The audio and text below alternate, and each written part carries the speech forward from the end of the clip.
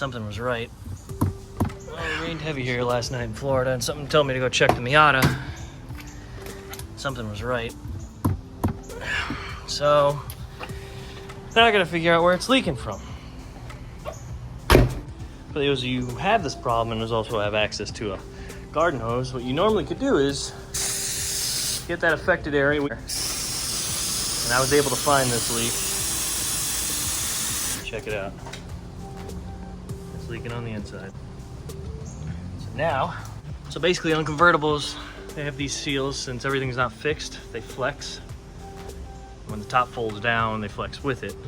But of course these seals get old, they bend time and time, and you can see this one here, that one there, not matching up.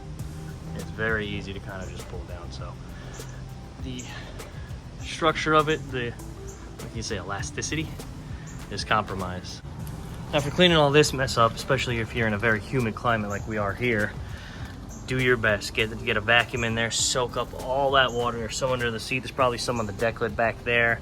Pat it dry, do the best you can to get it dry, and then invest in some of these desiccant bags. Suck up any other moisture and humidity might evaporate to prevent mold. Okay, so off camera I got that all vacuumed and cleaned up.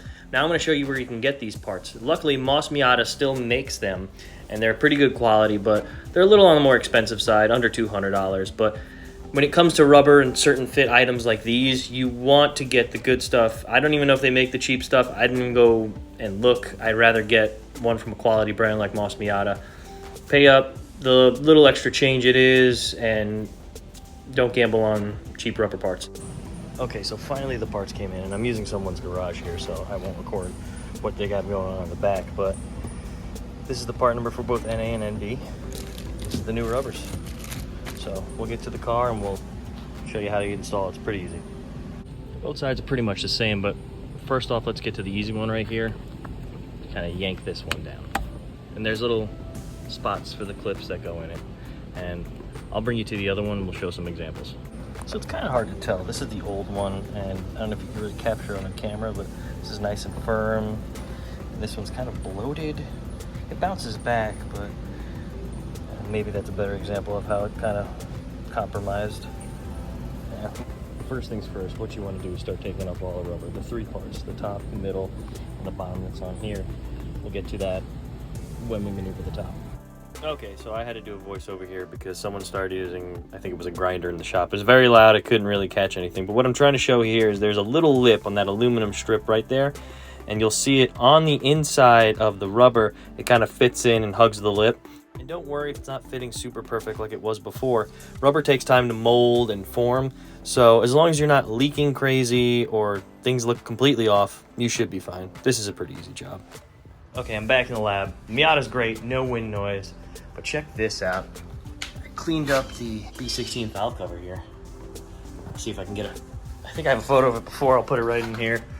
It was all jagged, and I'm not a big fan of valve covers that don't have the timing cover like cutaway, but this one was actually extremely cheap. I forget the price, and I do love the big H.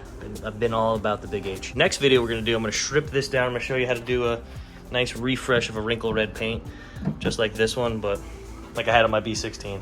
Oh, but another thing that I can't really wrap my head around, this is the B16 transmission, and I got the LS 5th gear in it, and I finally got the shift linkage off. It was kind of stuck on. There it is. That damn thing. Yeah. But now that I got that stuck off and I'm trying to, go through the gears. Gosh, come on. Give me a second. Yeah, so now that I got that all assembled and I'm trying to, roll through the gears here, that comes out and in fine, but I want to bring in neutral to show you.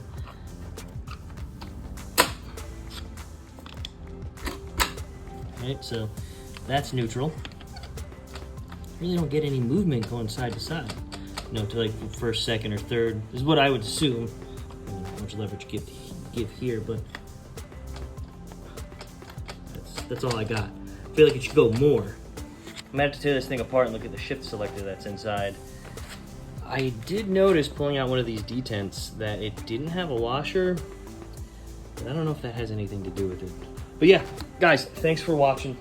I hope this video at any point helped you, and if you can help me identifying what's wrong with this, maybe it is that, maybe it's a bent shift fork, even though at first glance I didn't really notice it, that would be great. I'm not a mastermind, I don't know it all.